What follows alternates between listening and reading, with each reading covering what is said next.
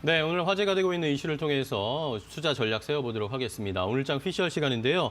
자, 앞서서 이야기 나눴던 이데일리 맵의 오현진 팀장과 권혁중 경제평론가와 이야기 이어가 보도록 하겠습니다. 두 분 인사 나누시죠. 네, 안녕하세요. 안녕하세요.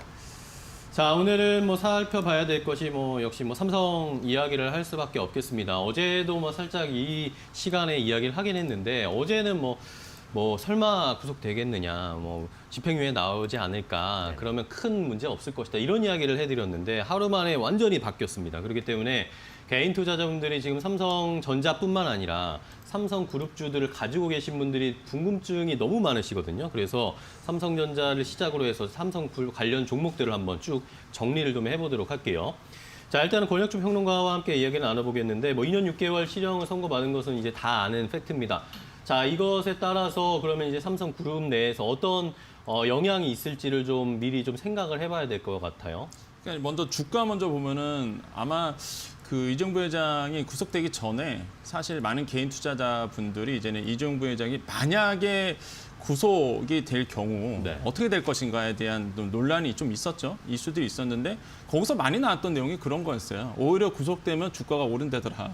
네. 예, 이런 어떤 시그널들이 조금 속설들이 있었는데 사실 반은 맞고 반은 틀리다 이렇게 좀 볼 수가 있겠습니다. 구속되는 당일날은 과거사를 봤을 때 한 번 구속이 됐었잖아요. 그 당시에 주가가 떨어졌었고요.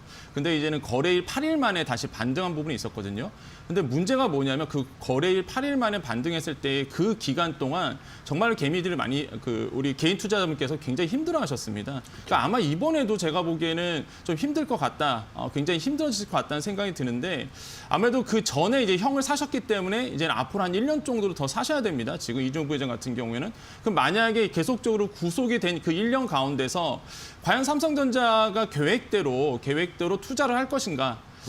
주주 가치에 대한 그 재고를 발표를 하기로 이제는 스케줄이 돼 있는 부분도 아마 아실 텐데 과연 이 스케줄도 제대로 좀 지켜질 수 있을까? 저는 이게 좀 의아하다는 생각이 좀 많이 들어요. 그래서 아마 삼성전자 주주분들 같은 경우에는 굉장히 속이 좀 타들어가는 부분일 것이다라는 생각이 들고 단기 조정이 제가 보기에는 굉장히 조금 깊게 올 것이다. 삼성전자가 좀 너무 암울하다고 해야 되나요? 아무튼 그 삼성전자 입장에서는 좀 좋지 않은 시그널로 갈 가능성도 굉장히 크다라고 봅니다. 워낙 그 삼성전자가 단기적으로 과열된 부분이 좀 있어 왔기 때문에 쉬어가는 아마 장세다 볼 수가 있겠고, 물론 아시겠지만 장기적으로 본다면 반도체 업과 호황이라든지 아니면 기본적으로 세계 경기가 회복되면서 반도체 수급이라든지 이런 측면에서는 굉장히 장기적으로는 우상하고 굉장히 뛰어난 어떤 종목이겠지만은 지금 단기적으로 봤을 때는 이회 부회장의 어떤 그 구속 여부는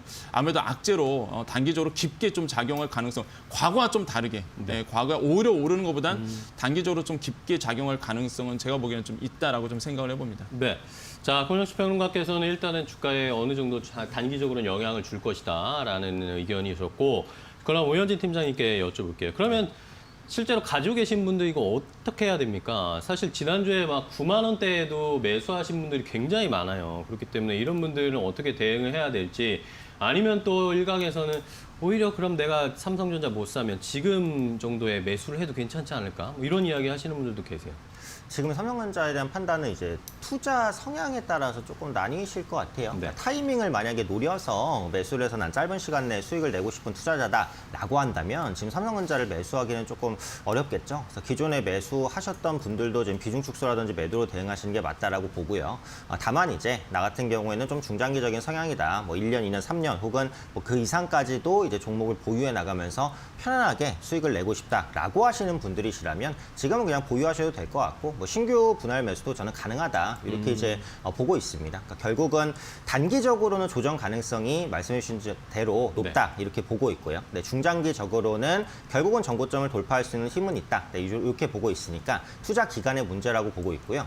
일단 단기적으로 조정 가능성이 높다라고 보는 것은 그 삼성전자 내부적인 부분도 있는데 이제 시장에 대한 부분도 있거든요. 그렇죠. 그러니까 삼성전자는 시가총액이 워낙 크기 때문에 시장에 큰 영향을 끼칩니다. 근데 시장도 반대로 삼성전자에 큰 영향을 끼칩니다. 그래서 시장에 대한 분위기가 잘 조성이 돼야 삼성전자가 올라갈 수 있는 환경들이 나타나고 시장과 삼성전자가 반대로 간 적은 없어요. 그러니까 궁극적으로는 시간이 걸리더라도 다 일치를 하거든요. 근데 시장이 여기서 꺾인다면 삼성전자 혼자 도약천정 가기는 어렵다. 이렇게 보는 거죠. 이제 국내 증시 코스피 지수의 PER이 15배, 최근 5년간 10배였습니다. 그래서 그 부분을 크게 상회하고 있는 상황이기 때문에 고평가에 대한 리스크는 계속 있어요. 그러다 보니까 시총 상위주들은 삼성전자뿐만이 아니라 다른 종목들도 일단 주의하실 필요가 있다. 이런 부분으로 보셔야 될 것 같고요. 재판 관련된 이슈는 불확실성 해소로 보셔도 될 것 같아요. 물론 미래에 대한 강력한 투자 드라이브를 걸기가 어렵다라는 것은 악재지만 결국 구속될 것이냐 안 될 것이냐 이런 불안감, 불확실성, 그러니까 악재는 시연이 됐습니다. 그래서 이 불확실성은 일단 넘어갔으니까 아마도 이 이슈로 삼성전자가 더 흔들리거나 하지는 않을 거라고 그렇게 생각을 하고 있고요.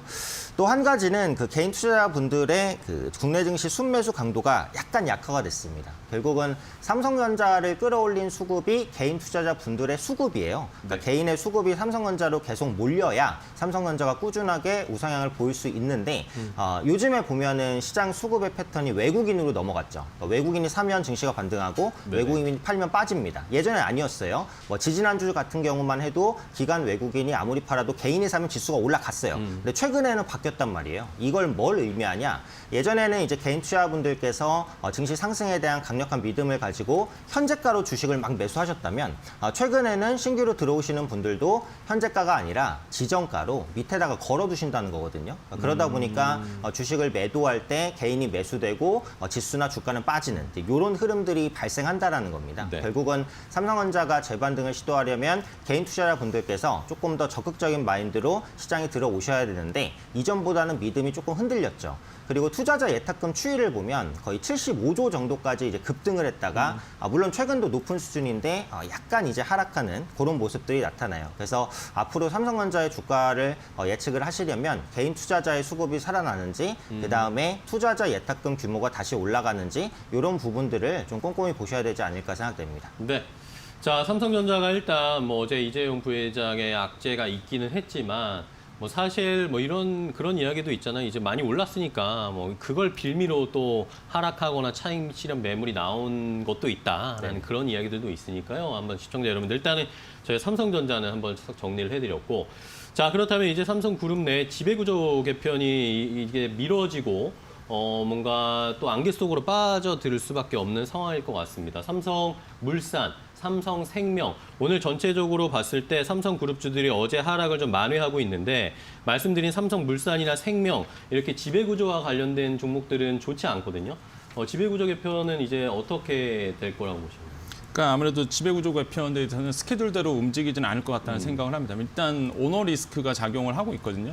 오너 리스크 같은 경우는 주식시장에 항상 영향을 많이 미쳤고요. 제가 이제 역사적으로 봐도 주식시장에 그렇게 좋은 결과를 주진 않았습니다. 그래서 오너리스크가 지금 삼성전자를 압박하고 있는 모양새이기 때문에 지배구조 개선의 어떤 스케줄대로는 제가 보기에는 글쎄요, 제가 보기에는 움직이지 않을 것 같다. 그리고 삼성 내에서 지금 제가 이제 개인적으로 봤을 때 반발심이 굉장히 심해진 상태입니다. 현재. 그래서 삼성전자가 과연 그 전까지 이제 주법정신 감사를 통해서 사실 계속적으로 그 정부에 대한 러브콜을 좀 보내왔던 부분이 있었거든요. 근데 여지없이 그것이 깨진 상황이기 때문에 삼성전자가 지금 내부적으로 준비된 게 어떤 건지 어떤 카드를 준비할지 모르겠지만 사실 그렇게 호락호락 삼성전자가 반응하지는 않을 것 같다는 좀 우려스러운 부분. 그러니까 대결 구도로 가면은 사실 증시에 악영향을 미칩니다. 이게 경제를 넘어서 이게 정치까지 번지면은 사실 되돌아올 수 없는 부분이 있거든요. 근데 지금 내부적으로 봤을 때 반발심이 굉장히 커진 상황이라서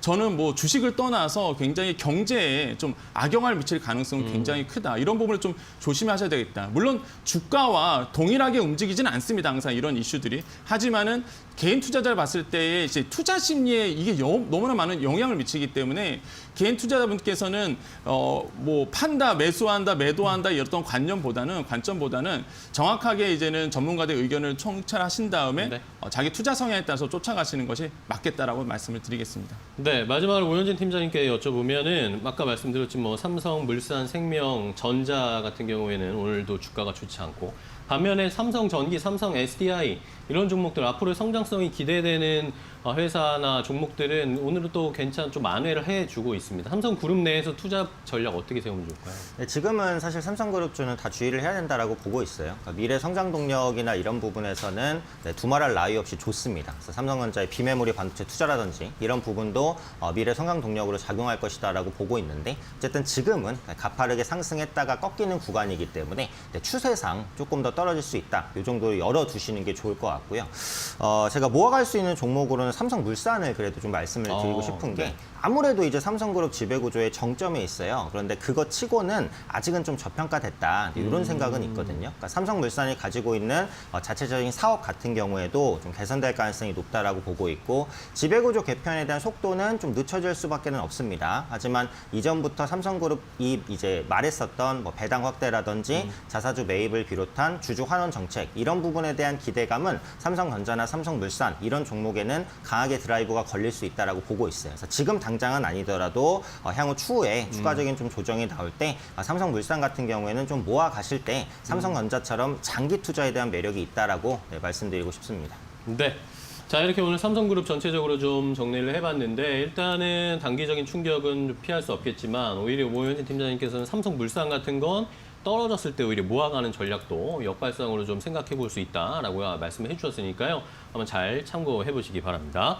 자, 오늘 이데일리맵의 오현진 팀장, 권혁준 경제평론가와 함께 이야기 나눠봤습니다. 오늘 말씀 고맙습니다. 다음 주에 뵐게요. 고맙습니다. 감사합니다.